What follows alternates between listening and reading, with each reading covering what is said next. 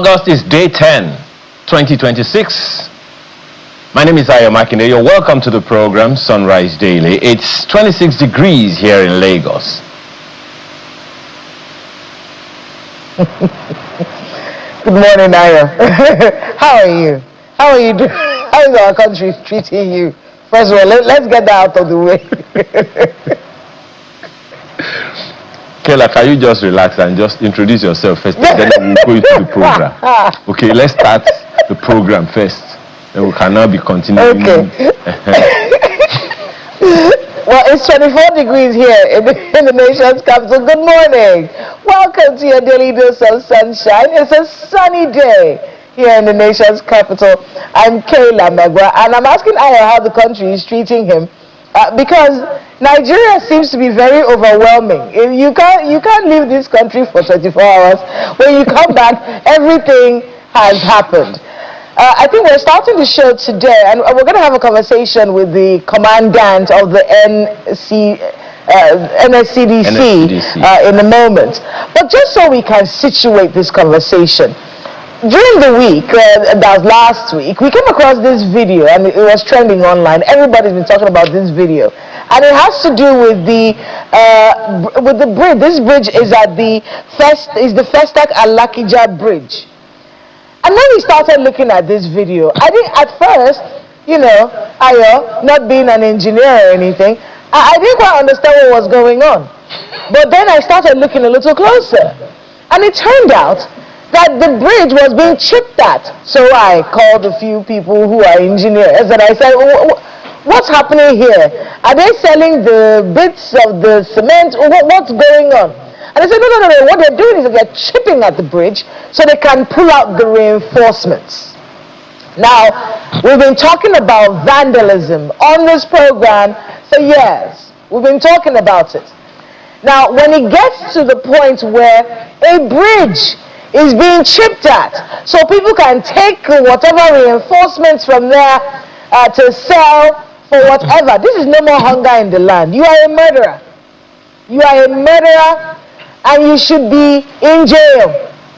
In Abuja, Ayo, when we catch vandals, when the NSCDC catches vandals, they're not tried anymore for vandalism, because over the years we found that vandals, they give them 2 years probation, tell them to pay a fine of 5,000 naira.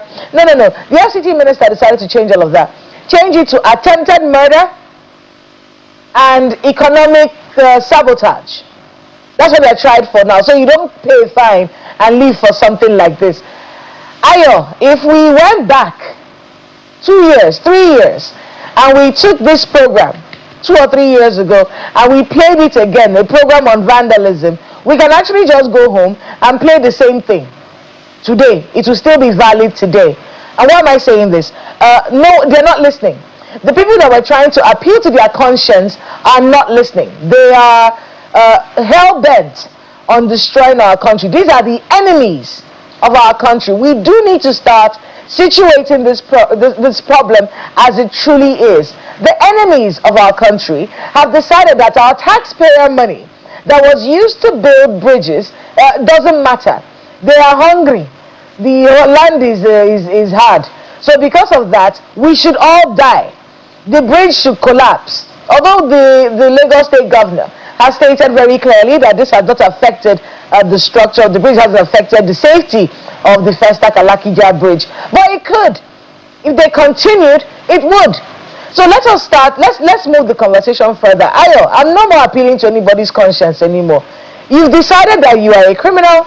You've decided that you are a murderer. Because this is attempted murder. If anything happens to that bridge when people are on it, you have killed people. But you don't care about that because there's hunger in the land. So now, attempted murder, economic sabotage, these are enemies of our country. And I think that is where we should take the conversation as we begin our conversation with the NSCDC commandant for Lagos. We've seen everything. We've seen the Minister of Works express displeasure. The Lagos State Governor expressed displeasure. We've all expressed displeasure. They're not listening to us. Ayo. Kela, this matter, as we say on the street, not be today. It's been a very, very long time coming. I would say this, for those who are aware, when Akinwumi Ambode was governor of Lagos State, there were a lot of infrastructural upgrade, particularly at bus stops. He made fences, he made stuff that helped, that's supposed to dignify human beings. You go to the bus stop, you are happy to be there. People go to any bus stop in Lagos, I doubt you hardly find any fence, any of those fences standing, because it fenced the road away from the bus stop. Go to any bus stop now, I doubt you'll find any of those fences standing. What has the Lagos State government done about it? It's a question to be answered. Along the road between K2 and Mile 12 bus stop, the state government had to come up with all kinds of initiatives for barricades.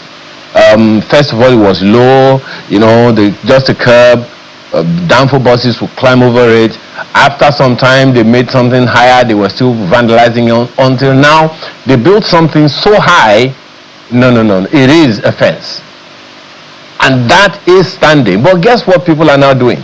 Some people there are chipping off at those fences as well, those medians on the highway. They are chipping off at those medians on the highway in Lagos between K2 and Mile 12, just so that they somehow, as you have rightly said, maybe they're also looking for one thing or the other to sell. The question is, where is this all coming from? Now, who are the authorities responsible? Kela, it's easy for us to point fingers and say one government is doing or one government is not doing.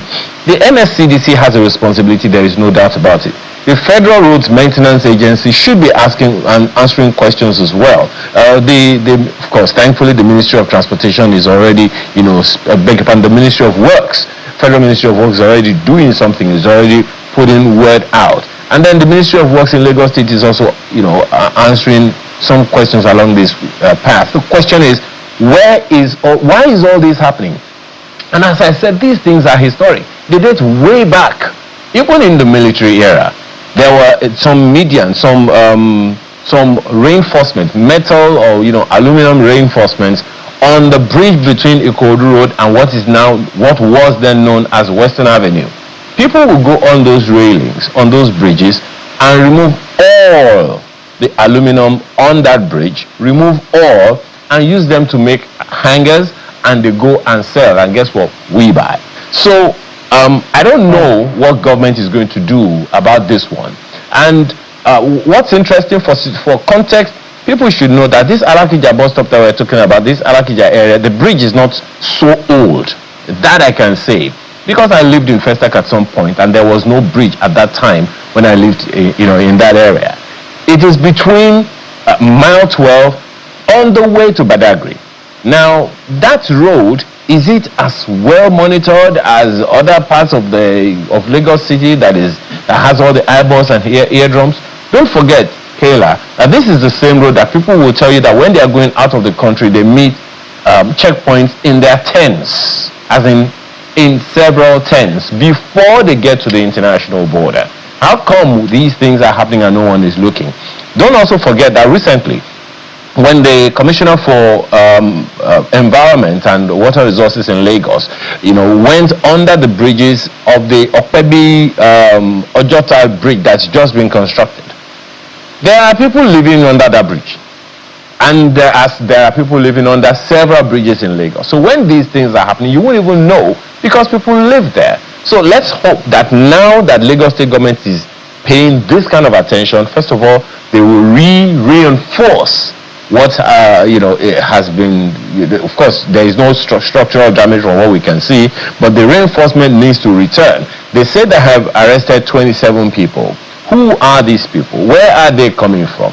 I don't know, Kayla, what is going to happen now. I don't know what should happen to these people. I don't know the degree of judgment or penalty that is going to happen to them. But let's hope that the NSCDC can give some context. That's the crux of our conversation this morning. That's where we're going to with our conversation this morning. Like I said earlier, if we played this vandalism story 2 years ago, we'll be saying the same thing. So let's take a little further. We have joining us via Zoom Adedotun Keshinro, and I hope I haven't murdered your name, sir, a fellow of the Nigerian Army Resource Center, and State Commandant of the Nigeria Security and Civil Defense Corps, Lagos State Command. Thank you so much, sir, for being with us on the program.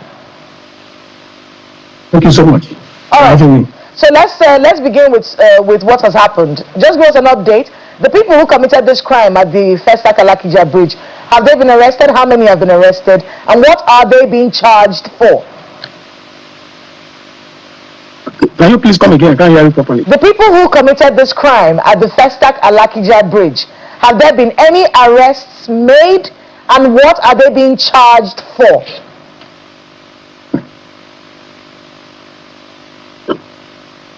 Hello? Can you hear me, sir? It's breaking. I can't hear you properly, please. Have you arrested anyone for this crime?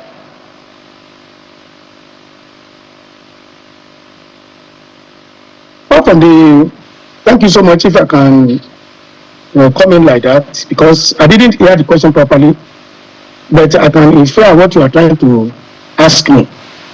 That if the people who committed the crime under the Alakija bridge have been arrested, and what is going to happen to them. We are monitoring. There are some people have been arrested by the task force of Lagos State, and they are doing their investigation, and we are also collaborating with them in ensuring that justice is served. Notwithstanding this, we are still monitoring activities under the bridge, and we have spoken to a lot of people so that there could be further monitoring, not only this bridge, but other infrastructure in Lagos State. How many arrests so far?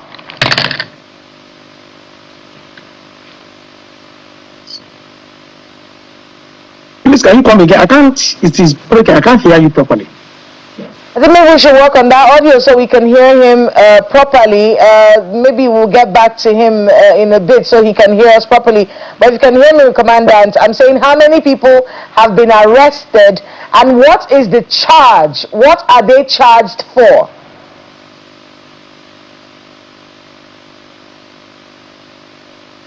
Yeah, I think we're having an issue with that audio, and while we try to fix that, maybe we can talk a bit about the conversations going forward. Because I believe that what we've done in the FCT, at least with the alteration of the charges, you know, so they're not being charged for vandalism and they pay a fine of 2,000 naira, or, you know, they tell them to go and sweep Wuse Market, to ensure that actual punishment that fits the crime has been given to these people. And like I said earlier, we changed the charge in Abuja from vandalism to attempted murder and economic sabotage, so that the punishment is a little harder on people who think that they can come and chip away at a bridge because the country is hard. And I don't know if the Commandant can hear me. The audio on that side is intact. I'm hearing that. Can you hear us, sir? He actually cannot hear us.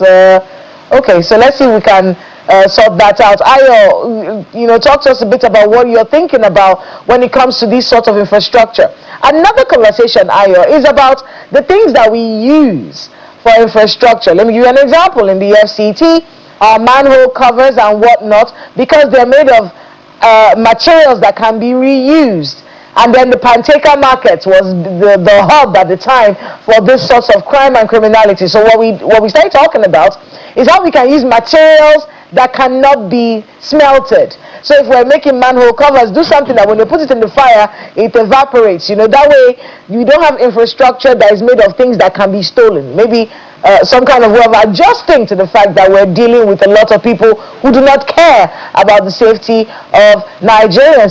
Is that something that maybe we should start thinking about, maybe when it comes to road infrastructure as well? Maybe putting things that have the same amount of strength but do not have the same reusable value if they take them to things like Panteka markets and stuff.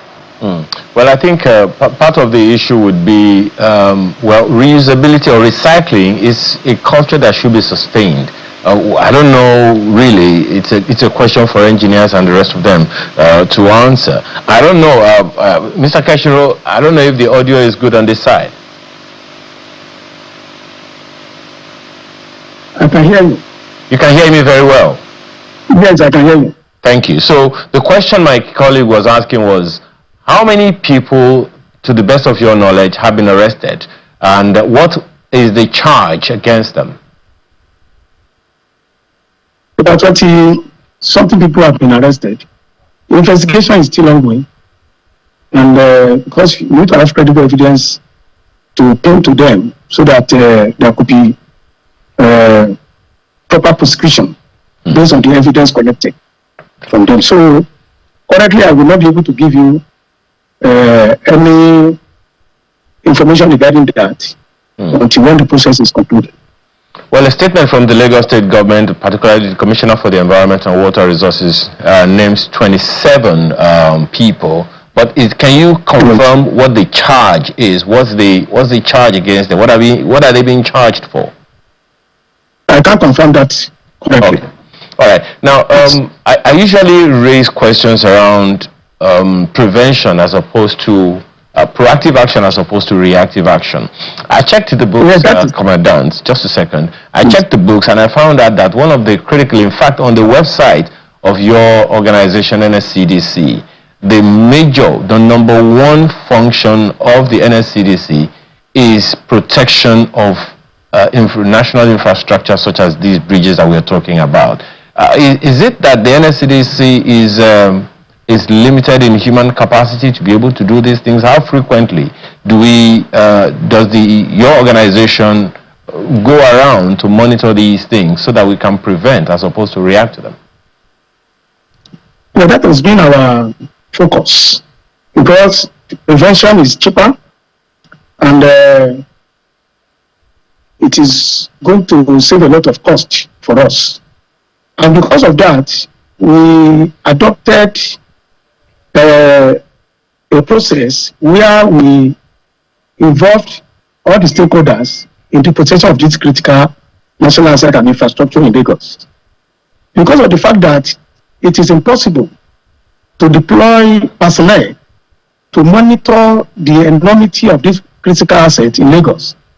So we now engage various stakeholders to own this critical infrastructure.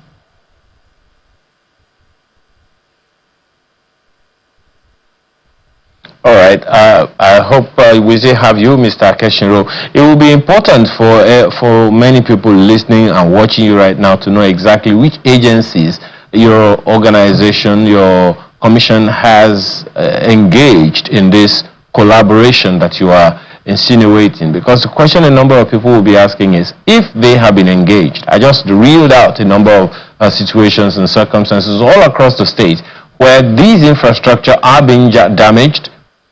I mean, totally damaged. Some cases they are being chipped off on, like the one we are talking about now, in different parts of the state. You name it, the island, the mainland, you name it, all parts of the state. So, who are these? Which agencies are you talking with, collaborating with on this, and what have been the feedback that you've been getting?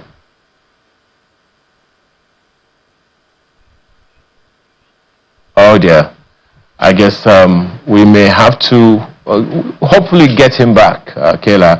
And I hope he'll join us back. I know that he has his plate full because he has to deploy men to Osun State from where we are gathering now for the elections. But then this is where we are now. This is the situation that we're just hoping, Kayla, that we're able to get some more useful information from Mr. Keshinro, because at the end of the day, it's the lives of people, lives and livelihoods of other people that are at stake here. And you asked a very, very important question, and I was hoping to put that question to him as well. Are there optional materials that we can use?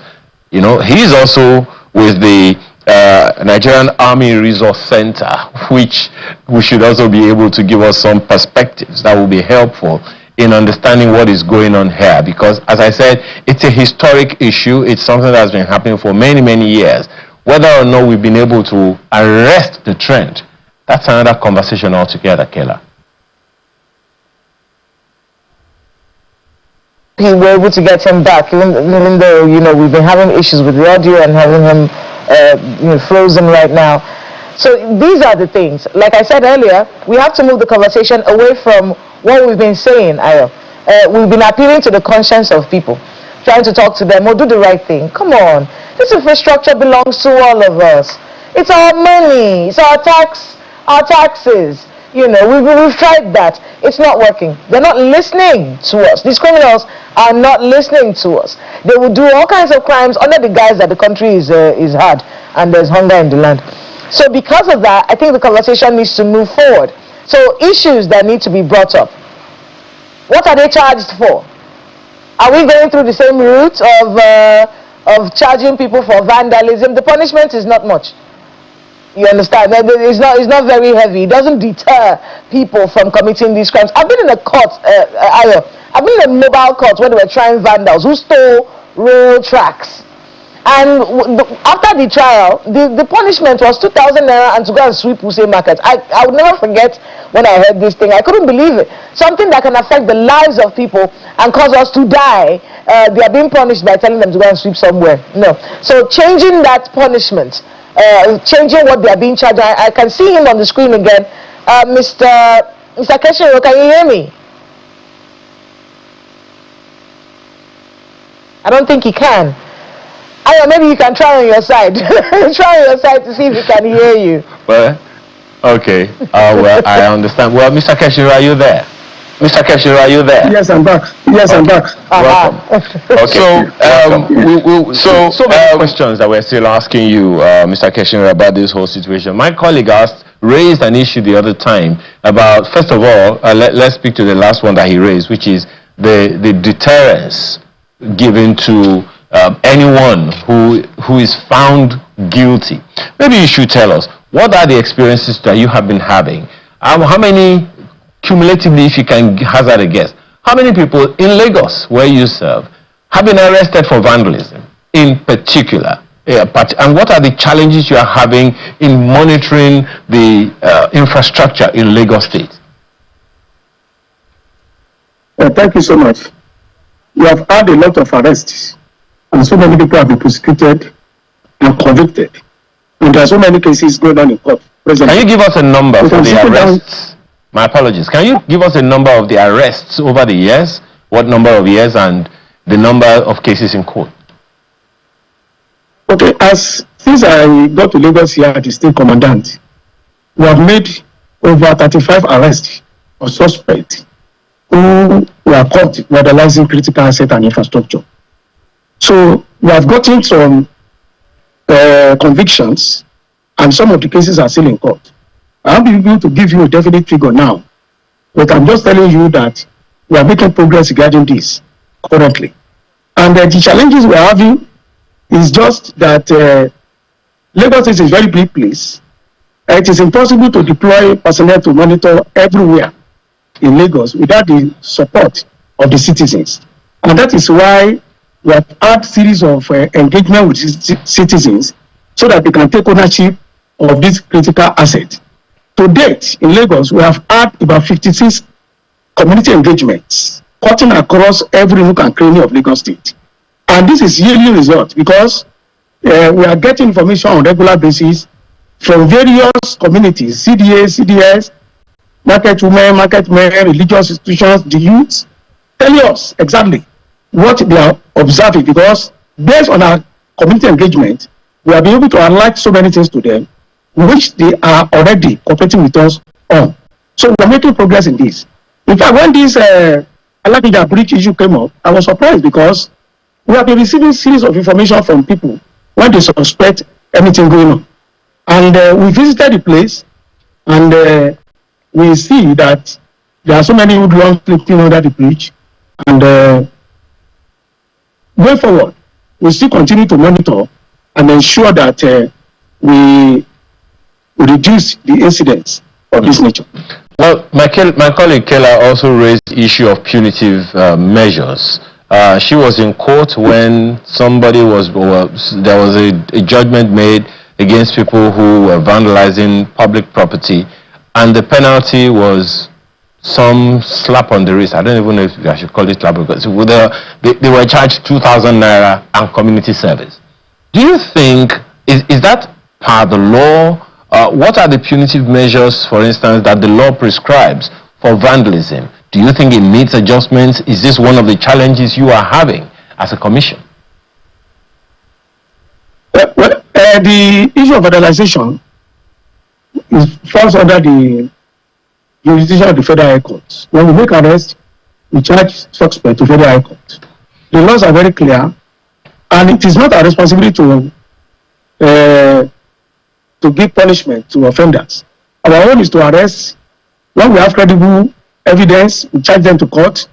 So it is the prerogative of the court to sentence the offenders. So whatever the judgment of the court is not within our own purview. It is the responsibility of the court to do that. I get that. But the laws are very clear. My apologies. What does the law prescribe for such? What punishment does the law prescribe that you are referring to for the court? What's the punishment that the law says if you are caught vandalizing, this is the penalty? The punishment ranges based on the gravity of the offense committed, up to a period of 7 years imprisonment for offenders. And that's it? No payment of anything? What's the minimum? The minimum is 3 years. Okay. So serious offenses of vandalization of critical assets. Okay. Okay. So in this case, the one that's under review right now, under this bridge, as the governor said, well, the integrity of the infrastructure has not been compromised. But if you would hazard a guess and you would take the case to court after all of your investigations and all of that, what would you be asking the court for concerning this issue? We'll be asking the court to give the maximum punishment to the offenders. And that is 7 years? Yes. Okay. Now, in the event that other people are caught, I mean, first of all, you said, you've had, since you got to Lagos, you've had about 35 arrests. Over how many years is this? Over a period of 2 years plus. In the past 2 years, you've made 35 arrests and 56 collaborations or interventions. That have been taken to court. We have made arrests. But after investigation, if you don't have credible evidence against offenders, there's nothing for you to use to prosecute them. But those that have been taken to court is what I'm referring to. Okay. Now, you said that some people live under the bridges, and that naturally also compromises the process.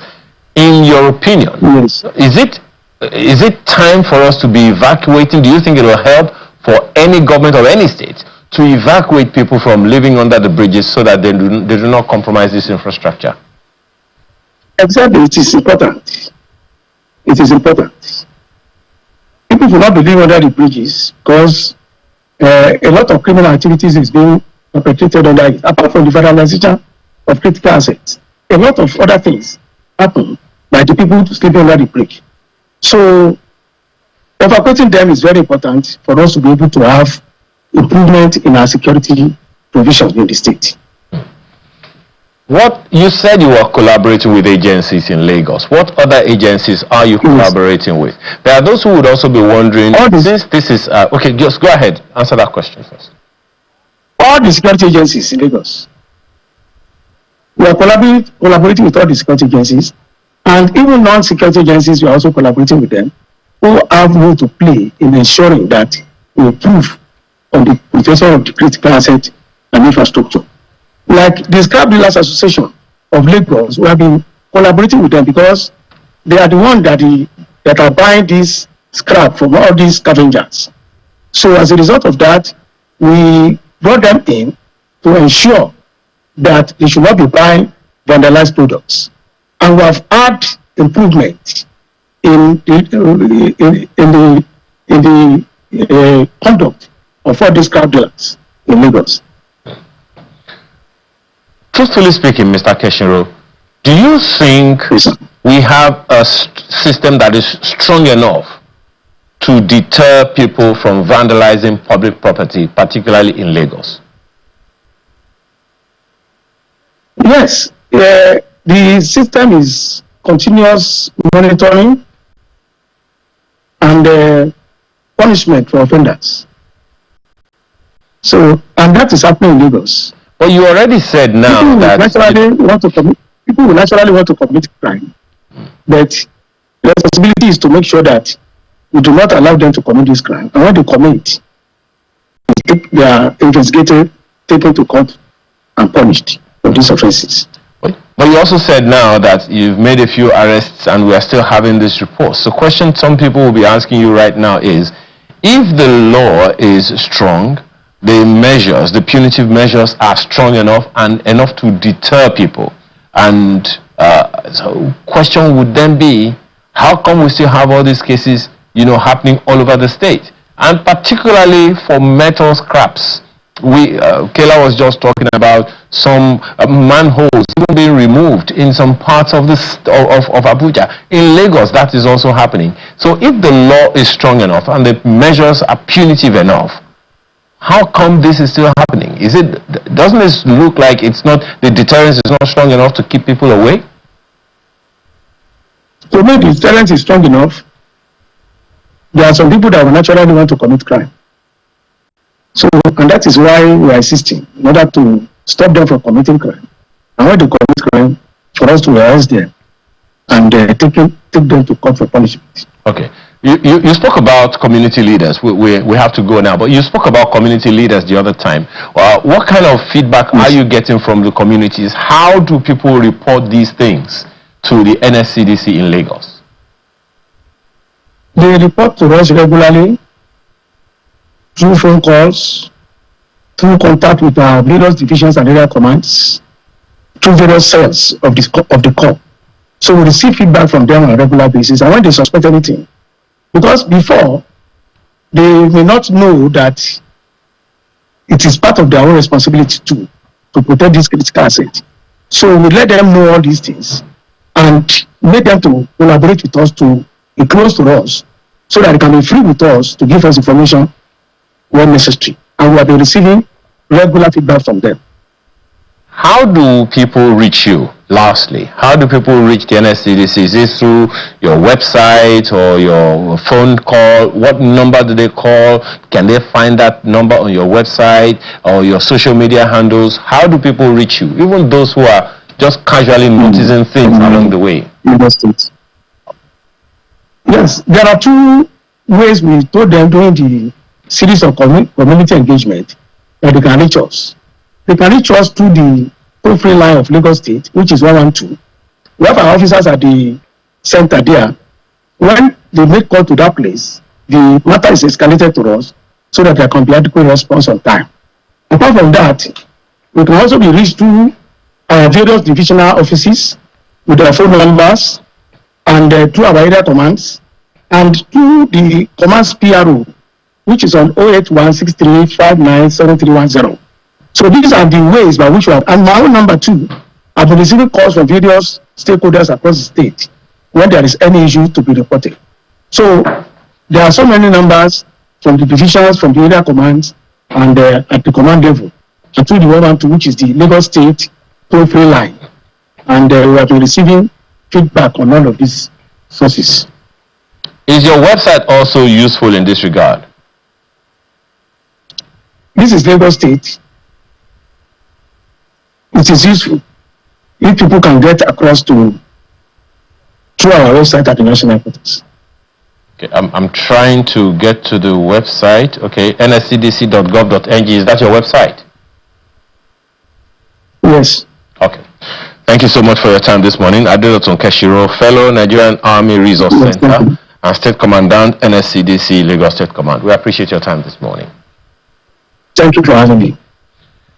We'll take a short break now. When we return, we talk about the Osun State elections upcoming. Stay with us.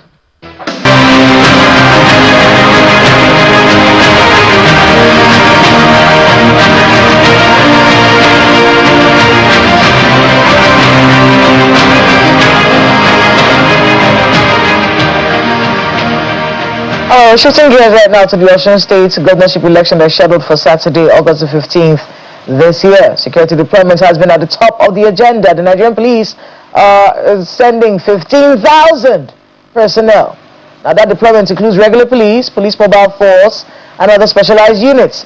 16 units of the mobile police force have specifically been deployed to Osun. A Deputy Inspector General of Police, DIG, and Assistant Inspector General of Police are expected to coordinate the election operations. Commissioners of police and other senior officers are part of the operational structure.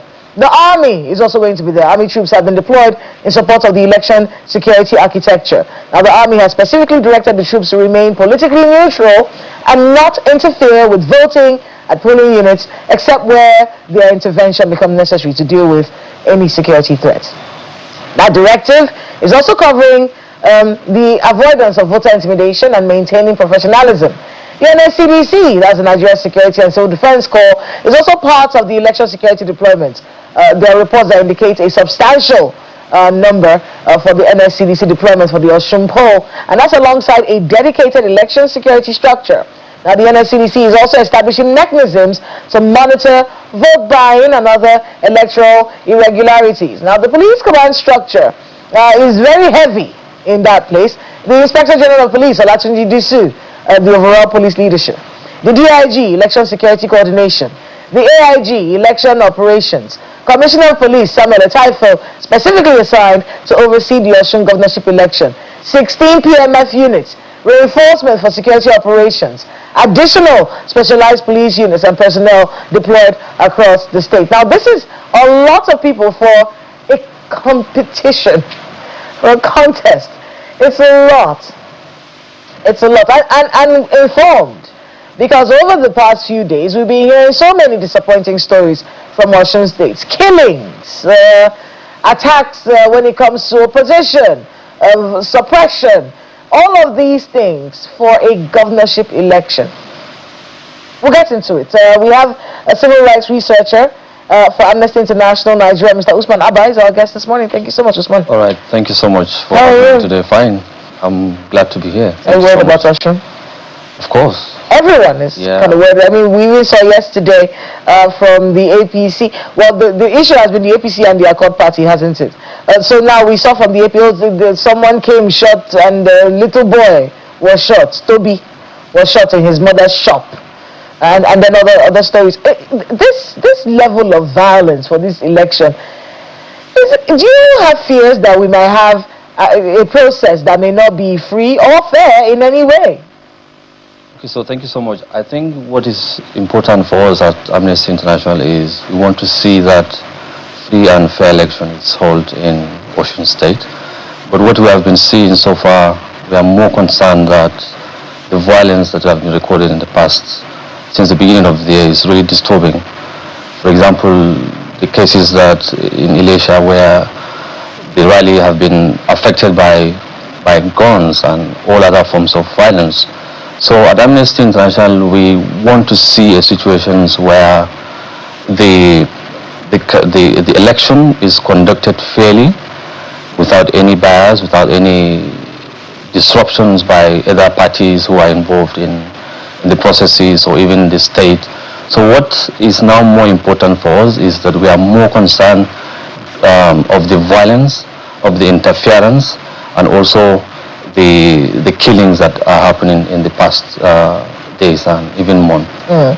I want to be able to situate so people can understand, because when violence keeps happening every day, sometimes people forget to put it together so we can see the magnitude of what we're looking at. Political violence and killings becoming the biggest concern in the final week before the poll. Number of people killed in politically linked violence, at least 18. While other accounts from the police are saying about 30 politically motivated killings. Is this going to cause, in your view, because covering elections, when there are a lot of killings and all sorts of violence, there's a lot of voter suppression, people don't come out because of fears of how violent it is going to be, and because of that, rigging just goes unabated? Okay, so of course we understand that there are a lot of killings that happen in the past month and days, and what is really disturbing is the number is increasing every day. And for us at Amnesty International, we have already launched monitoring teams and observers to check out some of these evidences and issues that have been raised, especially about the numbers of the killings. For example, we know that over 10 local government in the Osun state, which is about 10% of the entire local government areas in the state. So this killing has already instilled fear in people who are potentially going to go and vote. And another issue is we don't want situations where, because of this escalating violence by thugs who are employed maybe by the parties involved, to affect the confidence of people and the peace that we want people to have during the election. And another issue is we don't want to see situations where interferences by both the state and the federal or any actors to the election is instigating or inciting intimidations or force or even coercion. So in a nutshell, the whole situation in Osun State is really something that everyone, all the stakeholders, all the parties must come together to come in terms of peace, in terms of tolerance, and even protections of political rights, because people have this right and it must be protected. That's why we always advocate that the state should fulfill, promote, and also respect the human rights that is revolving around the election that is upcoming. Did all the stakeholders, the political parties involved, did they sign a peace accord? Yeah, it's interestingly, we found out that at least, I think, maybe 12 of them out of the 14 that are enlisted in the INEC list to do the ballot. So this is a really good step, but they really need to do more. For example, the APC and the Accord Party, they signed a peace accord. Yeah, so what I'm trying to say here is it is important that they do not only sign this peace, that they also translate it to the people. Because what is important now is the voters that are going out to go and vote during the election, even before the election. So now what we are trying to make them understand is, if really you are committed to this peace deal and peace code, you need to translate it to the followers. To the relevance of peace accords, and I think I've had this conversation before with Amnesty International. When we get parties involved in an electoral process to sign a peace accord, what is the punishment? I know I may be somebody that likes to punish people, but what happens when you break a peace accord? Is anyone held responsible? Is there some kind of punitive measure? Are you suspended? Are what happens if you don't keep to an agreement? Okay, so in this kind of situations, this is a personal commitment the party has already committed to.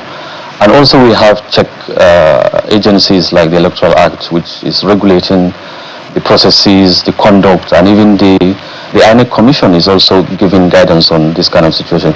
So when it happens that a party has violated this right, for example, if they instigated or they investigated and found out that they have instigated, incited violence against any individuals or even party, it means that the state and the agencies involved, the police, the SSS, are held responsible to bring these perpetrators of this violence to account. So what is important is not only about signing this, is also checking them if really they have committed to this. And this is solely the responsibility of the state, which I already mentioned, that they have to fulfill, protect, and even promote these protections of human rights in this regard. Yeah. I mean, the Osun State election has been very contentious. We're just coming out from the fact that at some point the state account had to be frozen because of by the EFCC, or because they saw illicit movement of monies to some strange accounts. And then we also saw the president intervene and say, no, you have to rescind that order. Brought up a lot of questions. We're still trying to understand if there was some kind of court order that was backing the action of the EFCC. Is it within their purview to do what they did, and things like that. The overall, so while we're still trying to understand that, we're now dealing with the security situation, and this is an election that's holding this Saturday. I know that for every election I see Amnesty International deploy people. You have your staff on ground and whatnot. What do you think is going to happen this Saturday? What are you seeing? Okay, so like we already mentioned earlier, that the Amnesty International is more concerned about the upcoming election on 15th August in Osun State. And our concern is we are seeing interferences by the state, but both federal and the state and local and even actors of the parties. So now the question whether the state and the federal government or other actors are ready, and they don't have a choice because it's an obligation for the state to protect this electoral processes. And also it's important we know that simply because a violence is happening or there is interference happening, it doesn't mean that nobody should be held accountable. Everyone involved in these processes must be held accountable, and this is what we are promoting at Amnesty International. And also, already we have deployed our monitoring and observer teams already in Osun State. They have already monitoring and analyzing some of the data we are already receiving there on the field.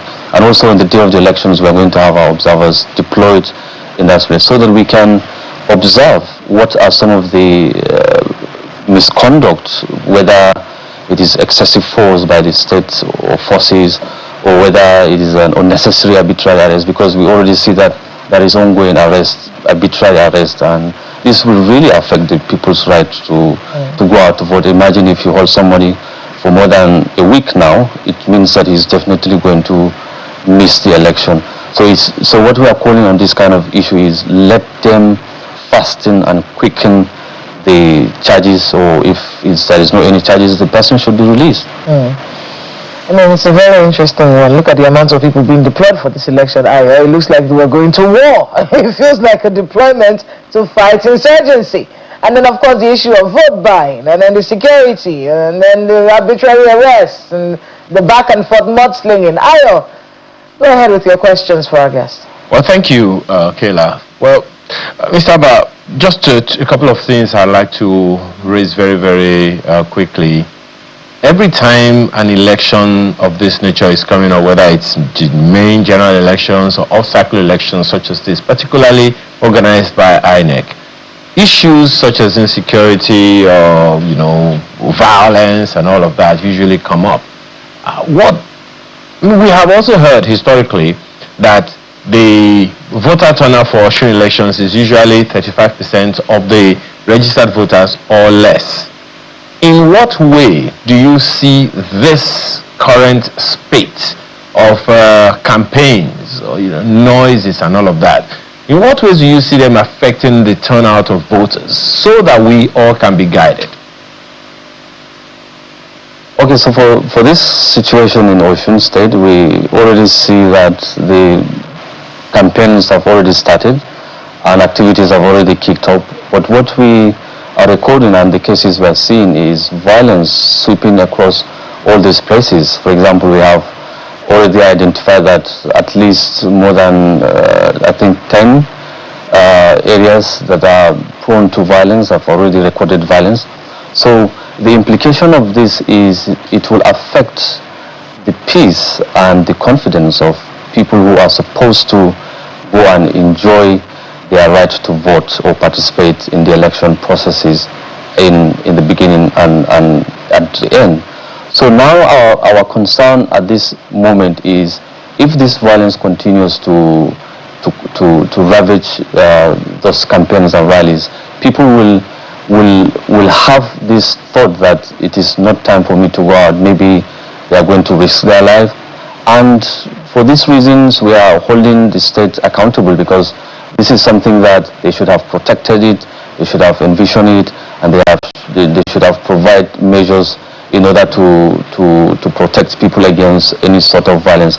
And also, we already see that there is intimidation, there are forces used, and this is something that has really affected the confidence of people who are intending to go and cast their votes during the election on this upcoming Saturday.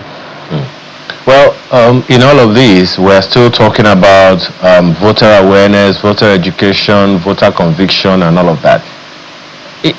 I see that generally INEC has been out of the fire, so to speak. No one is challenging INEC about anything so far. Can you say anything about INEC's preparedness in terms of whatever it is that they need to do at this time? Today is Monday, the election is just a few days away.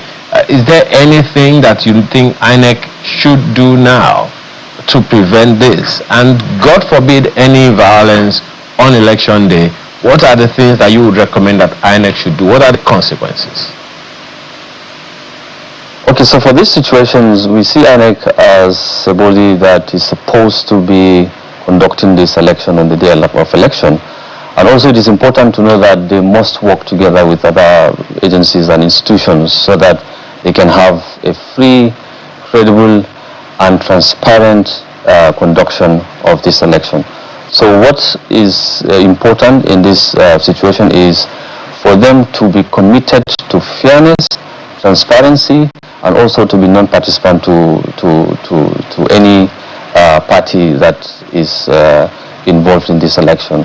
So my call on this particular issue is the fact that it should remain the neutral ground for everybody so that no one will say that there is a misconduct by a particular electoral agency or the security agency. So it's important that they should commit to this and also work together with other agencies to really give chance to people to vote who they want, when they want, and whatever they want to choose to do.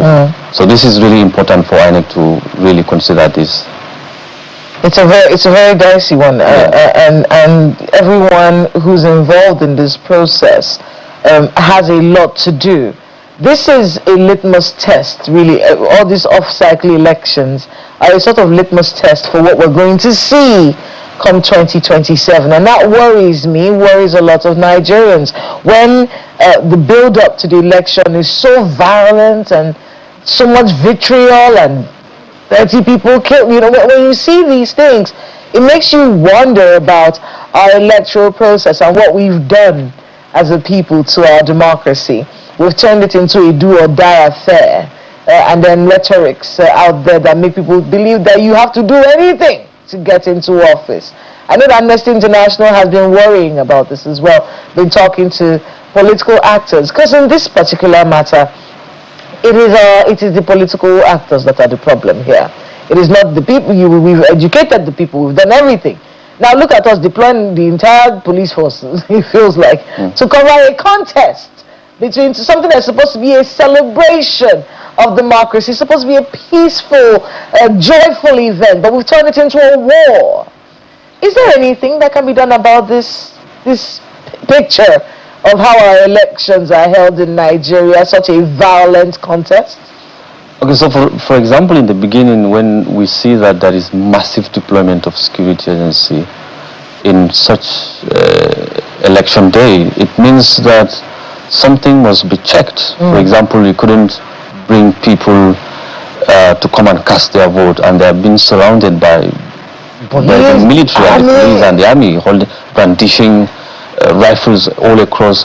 So it means that in these circumstances, we must make sure that this military deployed in these areas must be held responsible. What I mean here, responsibility, it means that they must protect, they must fulfill their obligations and serve. And serve, of course. Serving it's one of the obligations, of course. But we are totally out of time. I do have to thank you so much, Usman Abba, for being with us this morning. Usman Abba is a civil rights researcher for Amnesty International Nigeria. Thanks again. Thank you so much. Hope you enjoy the rest of the day. Oh, I will. It's time for us to go. We've got Business Morning at the top of the hour, and we'll be here again tomorrow on the program. So hey, have a great week ahead. I'm Kayla Magwa. See you next time. And I'm Ayo Makinde. Enjoy the rest of your day.